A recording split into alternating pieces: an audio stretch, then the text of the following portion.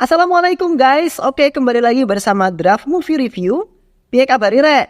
Terima kasih buat para penonton setia Draft Movie dimanapun kalian berada. Semoga kalian semua selalu sehat ya. Kali ini Draft Movie sudah merangkum sebuah film yang berjudul Kuruti Atan. Film ini mengisahkan tentang balas dendam seorang pemuda yang tidak terima dengan kematian sang sahabat tercintanya. Sang sahabat tewas karena dikhianati oleh saudaranya sendiri. Lantas, bagaimana keseruan filmnya? Tanpa basa-basi, ini dia alur ceritanya.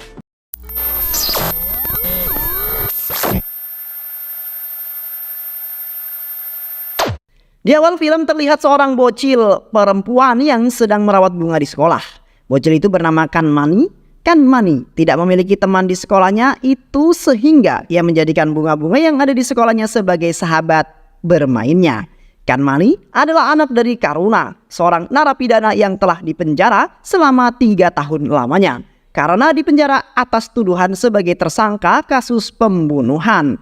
Karuna yang telah dipenjara selama 3 tahun kini dalam beberapa hari lagi akan keluar menghirup udara bebas.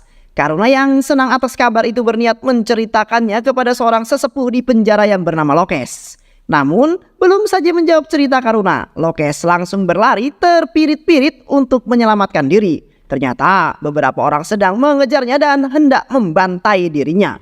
Lokes kini tengah menemui jalan buntu.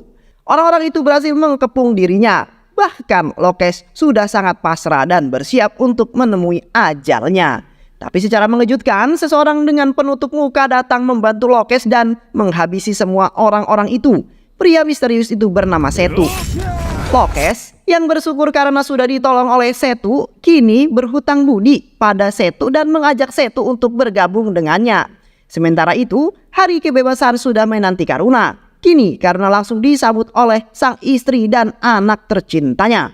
Di sisi lain, terlihat seorang pemuda bernama Sakti. Sakti adalah pemuda yatim piatu yang berprofesi sebagai pegawai rumah sakit di Madurai. Ia juga merupakan seorang yang ahli dalam permainan kabadi. Pada suatu hari, di dalam sebuah kejuaraan kabadi, tim kabadi Sakti akan berhadapan dengan tim kabadi Matu. Mutu adalah anak dari Gandhi Mati, ketua gangster kejam yang menguasai Madurai. Semua orang tunduk pada keputusan dirinya. Mereka menghukum orang-orang yang menurutnya bersalah dengan caranya sendiri. Kembali lagi ke kejuaraan kabadi, usut punya usut, baik tim Sakti maupun tim Mutu. Keduanya memiliki rivalitas yang sangat tinggi. Bahkan sebelum pertandingan dimulai, salah satu pemain dari tim Sakti dengan sengaja menghina tim Mutu.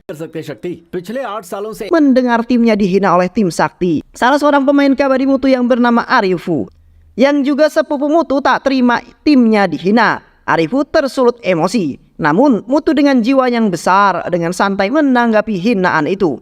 Ia juga meminta agar pertandingan dilakukan dengan sportif. Sakti kembali menghina Mutu. Dia mengatakan bahwa Mutu bisa bertanding di sini karena bantuan dari Aka. Tanpa Aka, Mutu bukanlah siapa-siapa. Usut punya usut, Sakti ternyata sangat membenci Aka. Hal ini dikarenakan Aka pernah mengebom sebuah bis yang mengakibatkan kedua orang tua Sakti tewas terbakar. Sejak kejadian itu, Sakti menjadi anak yatim piatu. Dia hidup sendirian dan tak memiliki siapa-siapa lagi. Beruntung, seorang gadis bernama Kalai mau merawatnya. Kalai merawat Sakti seperti adik kandungnya sendiri. Di sisi lain, di saat Mutu dan juga Sakti sedang bermain kabadi, ayah Arifu yang bernama Durai justru sedang mengalami situasi yang menegangkan. Durai ditembak dan diserang oleh beberapa anggota polisi.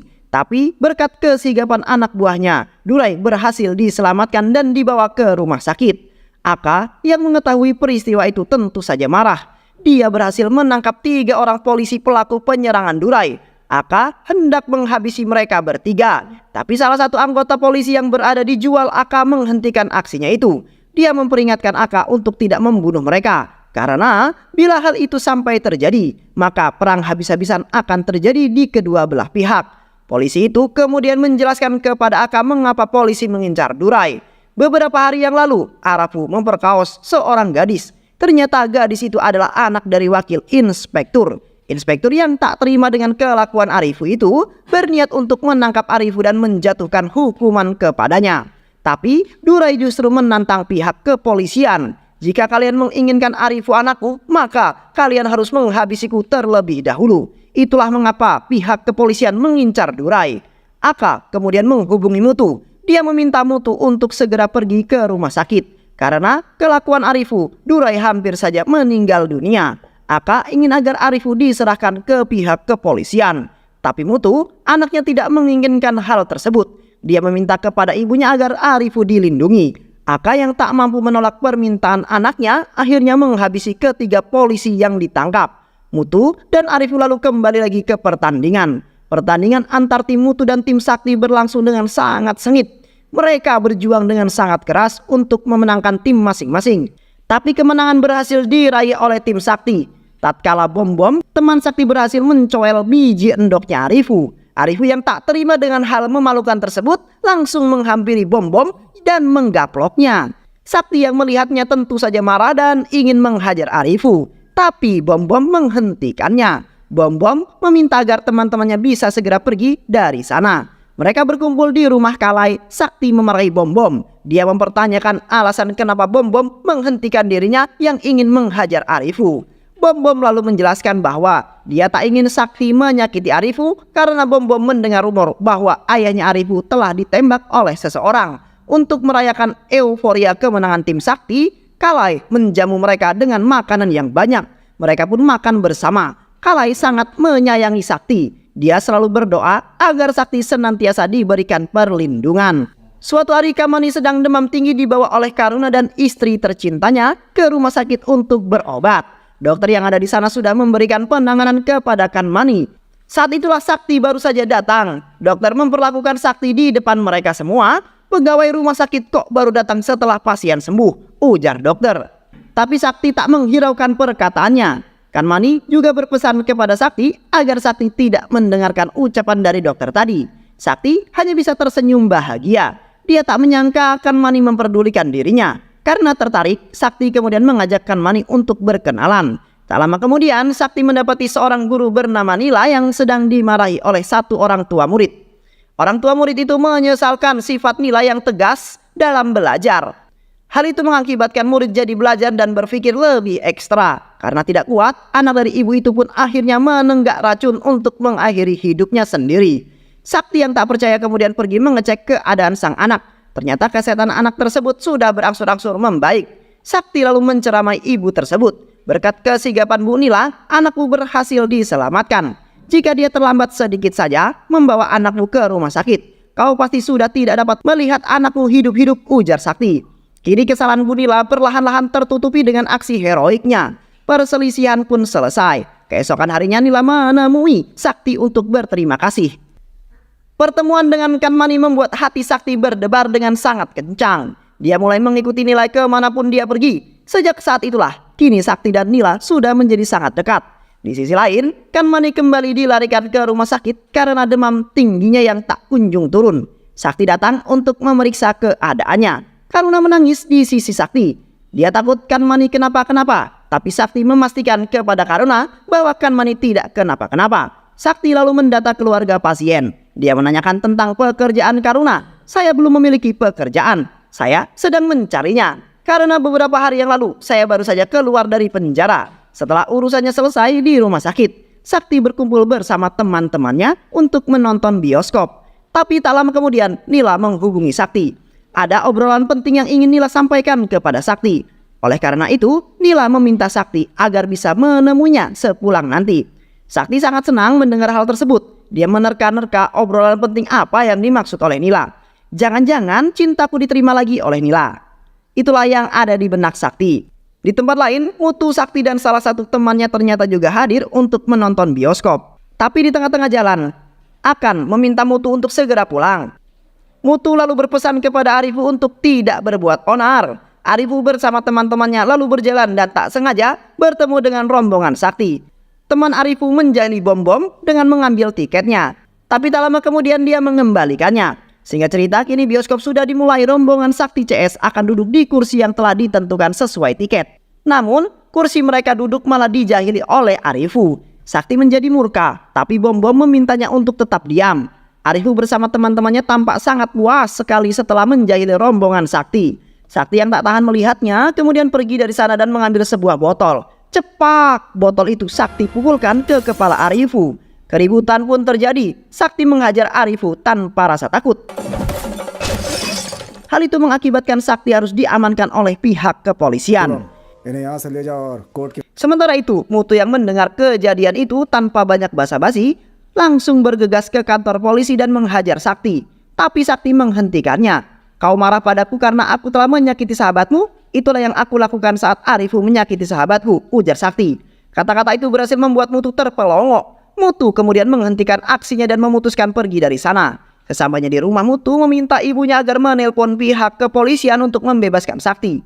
Dia menceritakan pada ibunya bahwa Sakti tidak bersalah. Dia hanya membela temannya yang disakiti oleh Arifu. Aka sangat senang mendengar kebijakan putranya itu. Kini posisi Arifu jadi semakin memburuk. Hal itu diperparah lagi oleh ayahnya Durai yang telah keluar dari rumah sakit dan ikut memarahi Arifu. Gara-gara kebodohan yang dibuat oleh Arifu, nama baik dirinya dan Aka kini tercoreng. Sakti kemudian dibebaskan dari penjara. Dia langsung pergi ke rumah Nila untuk menemuinya. Di sana, Sakti melihat tubuh ayah Nila yang penuh dengan goretan luka. Nila lalu meminta Sakti untuk pergi dari rumahnya dan jangan pernah kembali lagi. Lupakan aku. Aku tak ingin memiliki pacar yang sering berandalan seperti dirimu. Kau lihat kan tubuh ayahku itu? Aku rasa kau pasti mengerti, ujar Nila. Keesokan harinya, polisi tiba-tiba datang ke rumah Sakti dan langsung menggeledah kamarnya. Mereka berhasil menemukan bahan terlarang yang ada di dalam lemari Sakti. Sakti kemudian ditangkap atas tuduhan penyelundupan barang terlarang. Nampaknya ada seorang yang sengaja menjebak Sakti. Kalai lalu menemui Bom-Bom, sahabat Sakti. Dia meminta agar Bom-Bom melakukan sesuatu untuk membebaskan Sakti dari penjara. Tapi ayah Bom-Bom langsung melarangnya. Kini beberapa telah berlalu. Kalai datang ke penjara untuk menjenguk Sakti. Dia sangat sedih dengan nasib yang menimpa Sakti. Sakti meminta Kalai untuk berhenti memperjuangkan dirinya. Sakti merasa mustahil bagi dirinya bisa keluar dari sini tanpa bantuan orang yang berkuasa. Kalai lalu memohon kepada polisi untuk segera membebaskan Sakti karena Sakti tidak bersalah. Polisi tidak dapat mengabulkan permintaannya. Polisi lalu menyarankan agar Kalai meminta bantuan kepada Mutu. Karena Aka, ibu Mutu adalah orang yang sangat berpengaruh di sini.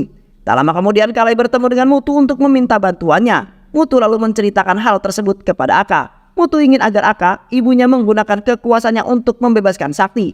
Karena menurutnya Sakti pasti tidak bersalah. Pasti ada orang yang telah menjebaknya dan merencanakan semua ini. Aka sangat senang dengan pertumbuhan putranya itu. Dia merasa Mutu sudah tumbuh dewasa dan menjadi orang yang baik. Tak berselang lama Mutu pergi menemui Sakti yang ada di penjara. Mutu mengatakan bahwa dirinya akan segera membebaskan Sakti dari penjara ini. Tapi Sakti tidak boleh memberitahu hal ini. Dia juga meminta agar Sakti mau menyudahi perselisihannya dengan Arifu. Jika kau bebas nanti tetaplah menganggapku sebagai musuhmu, ujar Mutu. Akhirnya Sakti bebas dari penjara. Dia kembali bekerja sebagai seorang pegawai di rumah sakit. Namun Sakti menjadi sedih karena saat ini dia tidak memiliki teman lagi. Semua teman-temannya telah pergi meninggalkannya. Saat itulah Kanmani datang untuk menghibur Sakti. Dia mengatakan apa yang menimpa Sakti saat ini pernah dialami dirinya. Kanmani kemudian menawarkan diri untuk menjadi teman Sakti. Oh Om, kamu tak perlu sedih karena saat ini aku akan menjadi temanmu, ujar Kanmani. Sakti lalu bertemu dengan Karuna untuk berbagi cerita. Dulu Karuna masuk ke penjara karena dipaksa mengakui kejahatan yang tak pernah sama sekali dilakukannya. Banyak pemimpin-pemimpin musuh yang berhasil dikalahkannya. Rambo meleduk yang tak ingin dipenjara, memaksaku untuk mengakui kejahatannya. Dengan imbalan dia akan memenuhi segala kebutuhan keluargaku selama aku di penjara. Tapi saat aku di penjara, tak lama kemudian Rambo meleduk tewas dihabisi oleh kelompok lain. Keluargaku pun hidup luntang-lantung tak karuan. Kini aku yang sudah bebas hanya menginginkan satu permintaan saja. Aku ingin segera bekerja dan membahagiakan keluargaku tercinta, ujar Karuna. Berkat bantuan Sakti tak lama kemudian Karuna berhasil mendapatkan pekerjaan. Dia diterima kerja menjadi satpam di rumah sakit. Sakti sering menghabiskan waktu bersama dengan Kanmani. Saat dia dirawat, mereka bercerita dan merawat bunga bersama-sama. Beberapa hari kemudian, Sakti yang telah ditinggalkan oleh teman-temannya, entah mengapa kini mulai dekat dengan Mutu. Dia mulai merasa nyaman dengan kehadiran Mutu. Akhirnya mereka pun diam-diam sepakat untuk berteman. Rasa benci Sakti terhadap Aka perlahan-lahan sirna dengan kebaikan Mutu. Mereka merahasiakan pertemanan ini ketika mereka bertemu di luar. Di sisi lain, Kanmani masih saja terbaring di rumah sakit. Sakti tidak mengetahui penyakit apa yang dialami oleh Kanmani. Suatu saat, Nila yang merupakan guru dari Kanmani datang menjenguknya. Kanmani menceritakan tentang Sakti yang selalu baik terhadap dirinya. Nila mencoba untuk membuka hatinya kembali dan menjalin kedekatan dengan Sakti. Suatu hari, Sakti datang membawakan Mutu ke sebuah meja merah sebagai kado karena Mutu selalu membantunya. Atas janjinya kepada Mutu, kini Sakti benar-benar sudah tidak lagi berurusan dengan Arifu. Dia mengacuhkan Arifu yang ada di dekatnya. Hal ini membuat Arifu kesal. Dia ingin sekali menghabisi nyawa Sakti. Arifu lalu bertemu dengan Lokes, pimpinan preman kejam yang baru saja keluar dari penjara. Dia menyampaikan keinginannya agar Sakti bisa segera dihabisi. Lokes menerima permintaannya dan akan mengirim Setu sebagai eksekutornya. Di tempat lain, ternyata hari ini adalah hari ulang tahun Sakti. Dia menyampaikan hal itu kepada Mutu. Mutu bertanya, adakah barang yang sangat ingin Sakti inginkan? Jika ada, aku akan membelikannya sebagai hadiah. Tapi Sakti justru menolaknya. Dia hanya menginginkan doa terbaik dari Mutu. Sakti juga mengatakan kepada Mutu bahwa hari ini juga dia akan mengutarakan perasaannya kepada Nila. Mutu menyarankan agar Sakti memakai kemeja merah saat nanti menembak Nila. Tak lama kemudian Sakti telah sampai di tempat dia akan bertemu dengan Nila. Dia kaget melihat Mutu yang juga ada di sana. Mutu mengenakan kemeja merah yang diberikan oleh Sakti. Ternyata Mutu sengaja datang untuk menyaksikan kisah cinta Sakti. Sakti lalu bertemu dengan Nila. Nila menceritakan alasannya kenapa Mutu ini mengusir Sakti. Ayahnya dulu adalah seorang gangster akibat perseteruan yang dilakukan oleh gangster ayahnya. Ibunya pun terpaksa menjadi korban. Nila tak ingin Sakti menjadi seperti ayahnya.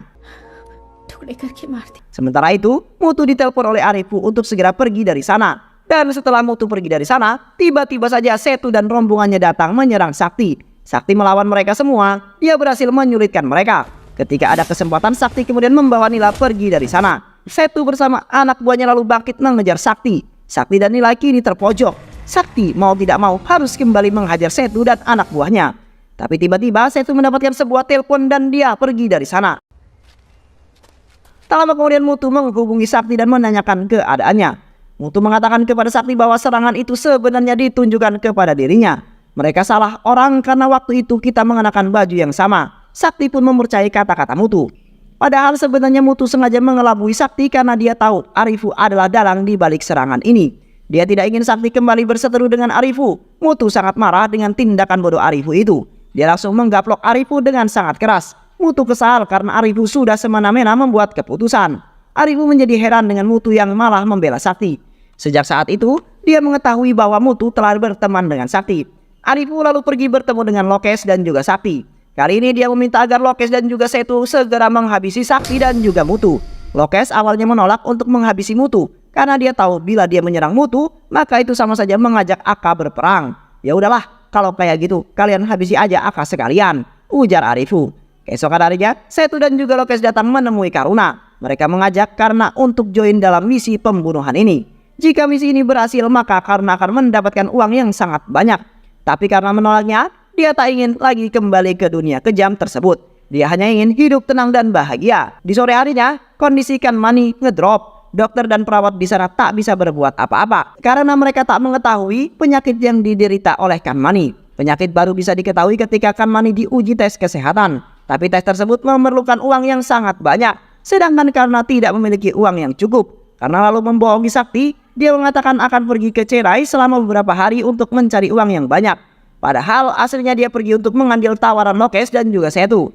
Mereka lalu menjelaskan tentang peran Lokes dalam pembunuhan ini. Lokes meminta untuk meracik beberapa bom. Diketahui dulu karena sempat belajar meracik bom dengan sahabatnya, Rambo meleduk. Tak lama kemudian Arifu membawa mereka ke gudang ayahnya yang sudah lama terbengkalai.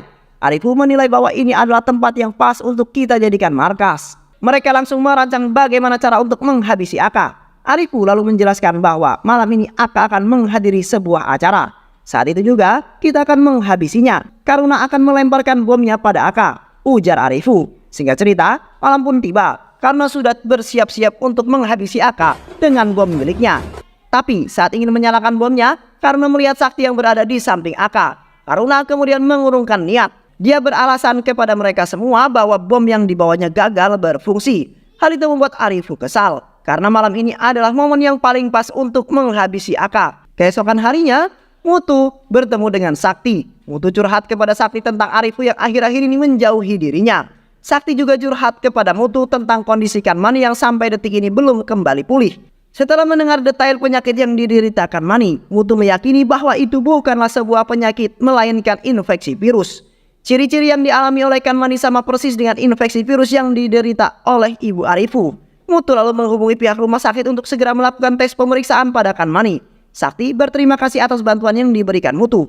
Setelah itu mereka kembali melanjutkan obrolannya. Tapi tak lama kemudian Setu dan anak buahnya datang menyerang mereka. Mutu dan juga Setu terpaksa harus melawan semua anak buah Setu. Mereka mengajar semua anak buah Setu dan berhasil melarikan diri ketika ada celah. Mereka berlari sekuat tenaga. Tapi karena sudah kelelahan, anak buah Setu berhasil mengejar mereka. Mereka lagi dan lagi harus kembali melawan Setu CS. Satu persatu anak buah Setu berhasil dikalahkan oleh Sakti dan juga Mutu. Tapi Mutu yang terlena dengan kemenangan itu membuat dirinya lengah. Setu berhasil menghabisi Mutu. Setu ingin menghabisi Sakti, tapi Sakti dengan sigap menusuk Setu dengan pecahan botol. Di sisi lain, Aka yang sedang melakukan perjalanan juga ikut diserang mobil pengawalnya diledakkan. Anak buahnya Aka lalu keluar untuk mencari pelaku. Namun berkat kejeniusan Karuna, anak buah Aka berhasil dihabisi dengan cara dibakar.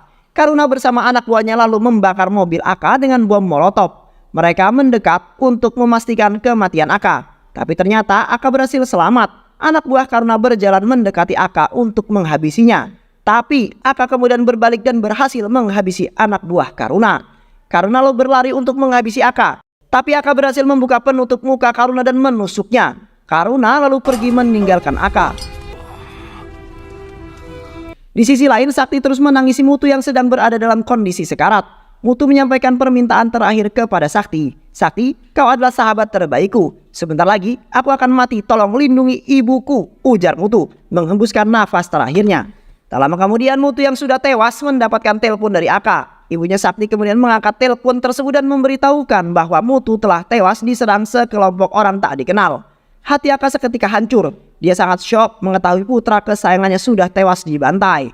Kini jasad Mutu sudah dibawa ke rumah sakit. Aka lalu menanyakan kepada Sakti apakah dia melihat wajah pelaku pembunuhan. Tidak, aku tidak melihat wajah mereka. Tapi aku tidak akan membiarkan mereka hidup bebas. Aka meyakini bahwa pelaku penyerangan dirinya dan juga Sakti pasti adalah komplotan yang sama. Karena mereka menyerang kami di waktu yang bersamaan. Tak lama kemudian Arifu datang dengan air mata buayanya. Disusul dengan Durai yang tak pernah menyangka keponakannya telah wafat. Aka meminta Durai untuk segera bergerak mencari pelaku penyerangan dan pembantaian. Aka juga meminta pihak kepolisian agar menunjukkan berkas foto-foto wajah tahanan yang pernah mendekam di penjara setempat. Di sisi lain Karuna datang ke rumah sakit untuk membawa Kanmani pergi ke rumah sakit. Dia membawa Kanmani sambil menahan rasa sakit.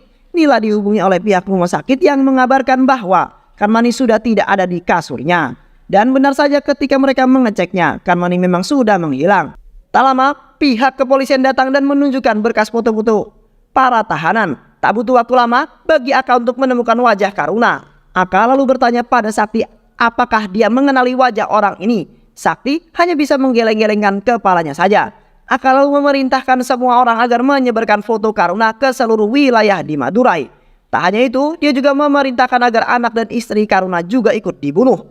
Dia ingin membuat Karuna menyadari betapa sakitnya kehilangan keluarga yang dicintainya. Sakti bingung memikirkan bagaimana cara dia menyelamatkan Kanmani. Sementara itu, Arifu yang mengetahui bahwa Aka melihat wajah Karuna meminta Setu agar segera menghabisi nyawa Karuna. Sementara itu ternyata Karuna bersama anak dan istrinya tengah berada bersama Setu.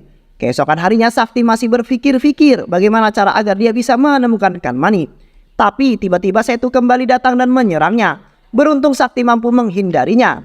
Kalia yang ada di sana lalu memanggil Sakti. Teriakan itu didengar oleh Setu. Setu yang tak kehilangan akal lalu mengincar Kalia, kakaknya Sakti. Dia membakar Kalia dengan meledakkan drum bensin yang ada di dekat Kalia. Seluruh tubuh Kalia mengalami luka bakar yang cukup berat. Sakti hanya bisa menangis mengapa masalah ini terus menimpa dirinya. Tak lama kemudian Aka datang menemui Sakti dan menanyakan siapakah orang yang sangat ingin membunuh Sakti. Aka meminta agar Sakti memikirkannya. Adakah orang yang selama ini selalu membuat masalah dengan dirinya? Pada waktu itu Sakti mengatakan bahwa tidak ada orang yang menjadi musuhnya.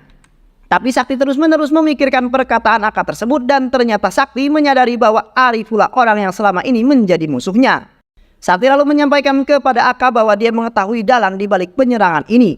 Dia adalah orang yang haus darah di matanya. Sakti tidak menyebutkan nama Arifu sebagai dalangnya. Keputusan Sakti itu sangat disayangkan oleh Bom-Bom. Sakti memiliki alasan lain. Arifu adalah orang yang disayangi Aka. Aka tak akan mungkin percaya begitu saja. Oleh karena itu Sakti akan mencari bukti yang kuat baru kemudian mengatakannya. Bom-bom kemudian telah ingat sesuatu yang penting. Dulu ayahku kerja di gudang milik Durai yang ada di Kalafasal. Gudang itu sudah lama terbengkalai. Mungkin saja Arifu dan antek-anteknya sedang bersembunyi di sana. Dan benar saja, ternyata mereka semua memang bersembunyi di sana. Bahkan karena besertakan Mani dan istrinya pun berada di sana. Namun kondisi Kan Mani kini sangat memprihatinkan. Karena mau tidak mau harus keluar untuk membeli obat. Tapi di tengah perjalanan penyamaran terbongkar karena Nila memanggilnya. Sekelompok orang yang ada di sana pun langsung menghajar Karuna. Nila melaporkan kejadian itu kepada Sakti. Dan saat Karuna berada dalam kondisi tersedak, Sakti datang menyelamatkan Karuna.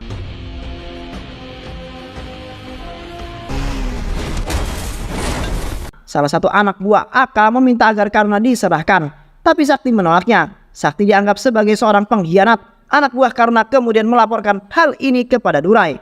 Dia mengatakan bahwa Karuna dibawa pergi oleh Sakti dan sedang mengarah ke Kalafasal. Durai langsung OTW ke sana. Dia juga mengingat bahwa di Kalafasal terdapat gudang miliknya yang terbengkalai. Karena tak kunjung menemui Sakti, Durai akhirnya memutuskan untuk mampir ke gudang miliknya. Arifu, Lokes, dan semua orang yang ada di sana bersembunyi setelah mendengar suara mobil Durai yang datang. Durai lalu berjalan ke sebuah ruangan yang ada di gudangnya dan mengambil sebuah pistol yang dulu disembunyikan. Durai ingin menjajal pistol lamanya, tapi secara bersamaan dia malah bertemu dengan Arifu. Durai bertanya-tanya mengapa Arifu bisa bersama mereka. Arifu yang tak bisa menjawab pertanyaan ayahnya akhirnya mengakui bahwa dialah dalang di balik pembunuhan ini. Arifu kesal dengan Mutu yang selalu memarahi dirinya. Durai shock, tapi di sisi lain dia harus menjalankan perintah yang diberikan Aka. Durai lalu menghubungi anak buahnya dan mengatakan bahwa pelaku pembunuhan Mutu ada di gudangnya. Durai sama sekali tidak menyebut Arifu sebagai dalang pembunuhan. Tak lama kemudian Sakti dan Karuna telah sampai di gudang. Sakti langsung berlari menahan Durai. Sakti meminta agar mereka semua lekas pergi dari sana. Setu yang melihat kesempatan itu berniat untuk menghabisi Durai dan juga Sakti. Durai melepaskan tembakan untuk membunuh Setu, tapi arah tembakan melenceng dan malah mengarah pada Kan Mani. Ibu Kan Mani yang mengetahui arah peluru itu langsung memasang badan untuk melindungi putrinya. Dan dia pun tewas seketika. Karuna yang menyaksikan kematian istrinya itu menjadi sangat-sangat gila. Dia menghajar Durai dan membabi buta. Kepala Durai digaplok berkali-kali. Arifu ingin menolong ayahnya itu, tapi Lokes menahannya dan menggeretnya pergi. Sakti berusaha untuk menghentikan Karuna. Dia meminta agar Karuna segera membawakan Mani ke tempat yang aman. Tapi tiba-tiba Setu datang menusuk Sakti. Sakti jatuh dan terkapar. Mereka semua lalu pergi meninggalkan Sakti sendirian. Anak buah Durai yang baru saja tiba berusaha untuk mengejar, tapi Setu CS berhasil kabur menyelamatkan diri. Salah satu anak buah Durai kemudian melaporkan hal ini kepada Aka. Dia mengatakan bahwa Durai telah tewas dibunuh dan Sakti adalah seorang pengkhianat karena telah melindungi Karuna. Di sisi lain, Karuna masih menangis histeris mengingat sang istri telah tiada. Dia juga merasa bersalah atas apa yang menimpa Sakti. Kesedihan yang mendalam juga terjadi kepada Arifu. Dia menangisi kematian sang ayah. Tapi tangisan itu berhenti tatkala Aka menghubungi dirinya. Aka yang tak mengetahui apa-apa menjelaskan kepada Arifu bahwa dia menyesal telah meminta Sakti untuk menghabisi Karuna. Karena ternyata Sakti malah melindungi Karuna. Aka juga menyampaikan kepada Arifu bahwa Durai telah tiada. Arifu berpura-pura tidak mengetahui kabar itu. Dia menangis sejadi-jadinya untuk mendapatkan simpati Aka. Aka mengatakan bahwa jika Arifu berhasil membunuh Sakti, dia akan menganggap Arifu sebagai orang yang berguna. Baru saja Arifu hendak menghabisi Karuna, tapi Setu berlebih dahulu menghabisi Karuna. Keesokan harinya, jasad Karuna dibawa oleh Arifu ke hadapan Aka. Arifu juga menyampaikan bahwa dalang dibalik semua ini adalah Sakti. Sakti berniat untuk membalaskan dendam kematian orang tuanya kepada Aka. Dulu, kedua orang tua Sakti tewas karena Aka meledakkan sebuah bus. Bus itu menyangkut ayah dan ibunya Sakti di dalamnya. Itulah mengapa Aka sengaja mendekati Mutu untuk menghabisi Aka. Aka sama sekali tak mencurigai perkataan Arifu. Aka kemudian meminta Arifu untuk bisa menggeret Sakti ke hadapannya. Arifu diperbolehkan membawa anak buah Aka sebanyak yang dia mau. Arifu kemudian menghubungi Sakti. "Hei Sakti, Kan Mani berada di genggamanku. Jika kau ingin dia hidup, maka harus menyerahkan diri kepadaku.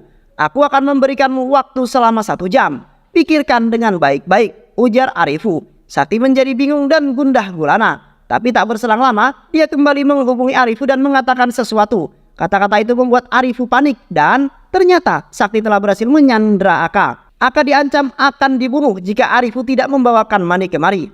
Arifu langsung menghubungi Setu untuk segera membawakan Mani kemari Kanmani telah dibawa, tapi tiba-tiba Aka berhasil membanting Sakti. Sakti kini disandra bersama Kanmani. Aka yang baru pertama kali melihat Setu jelas saja bingung. Dia bertanya apakah Setu merupakan anak buah Arifu? Ya, dia adalah anak buahku. Arifu kemudian diminta Aka untuk segera menghabisi Sakti. Tapi saat Arifu ingin menebas Sakti, tiba-tiba saja tangannya gemetaran. Hei Arifu, kau itu lemah seperti seorang wanita. Kau hanyalah pria yang banyak bacot yang kerjanya cuma memerintah orang. Arifu menganggap hinaan dari Sakti. Dia mendekati Sakti dan berbisik kepadanya. Diam kau, diam. Aku akan menghabisi setiap orang yang berani merendahkan dan menghinaku. Aku telah berhasil membunuh Mutu. Dan aku akan membunuhmu seperti aku membunuh Mutu, ujar Arifu. Ternyata obrolan Arifu itu didengar oleh Aka melalui ponsel Sakti yang diselipkannya kepada Aka. Saat Sakti menyandra Aka, dia mengatakan kepada Aka akan membuktikan siapa pelaku sebenarnya di balik pembunuhan Mutu. Orang yang membunuh Mutu memiliki mata yang haus akan darah. Ternyata mata itu adalah matanya Setu. Akhirnya Aka memerintahkan semua anak buahnya untuk segera menangkap Setu. Tapi Lokes tiba-tiba datang bersama anak buahnya. Perkelahian sengit pun terjadi. Sakti menjeduk Arifu hingga jatuh tersungkur. Sakti kemudian membebaskan diri dengan senjata rahasia yang ada di jarinya. Arifu mencoba untuk menghabisi Aka, tapi Aka berhasil melindungi dirinya sendiri. Sakti yang bertarung sengit menghadapi Setu.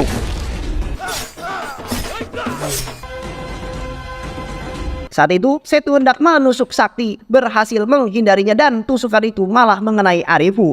Sakti kemudian menghabisi Setu. Saat itu juga setelah perkelahian sengit itu selesai, Aka ingin membunuh Kanmani.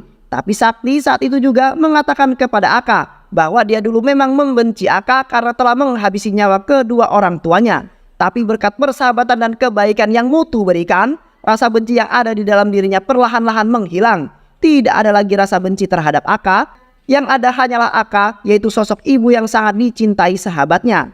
Kata-kata itu membuat hati Aka tersentuh. Dia akhirnya melepaskan parangnya dan mengurungkan niatnya untuk menghabisi Kanmani. Dan film pun selesai. Manusia sejati adalah manusia yang bisa memaafkan segala kesalahan orang lain, baik itu kesalahan besar maupun kesalahan kecil. Terima kasih sahabat sudah menyimak video-video Konco Movie hingga akhir. Mudah-mudahan sahabat semua sehat selalu dan wassalamualaikum warahmatullahi wabarakatuh.